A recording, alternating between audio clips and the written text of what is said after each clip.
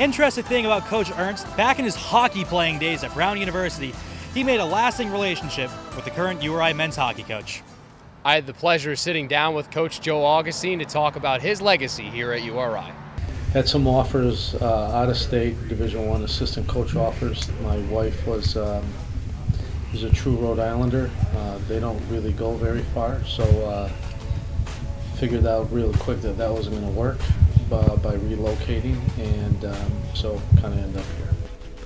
Joe Augustine is entering his 30th season as the URI men's hockey team head coach. The former NHLer always had a love for the game, but never thought he would be the one behind the bench.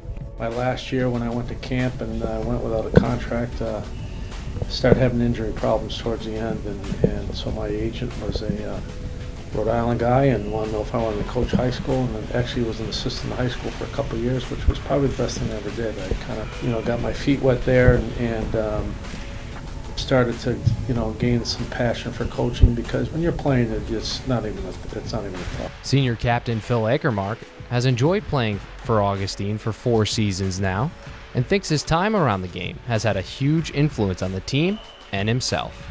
Well, I think he just brings a lot of experience. I mean, not only coaching, but he also played as well. So, I mean, for me personally, he also played defense, so brings a lot of insight for that. And I think just him, having coached for 30 years, I mean, he knows what to do. I don't think he's changed much over the years, and I don't know why he should. I mean, he's been successful in the past, so. Augustine, who won a national championship and 2 League Coach of the Year awards, clinched 600 career wins last season with the team. But he'd be the first to tell you that it was not a one-man effort. Our assistant coaches that we've had here have been really, really good.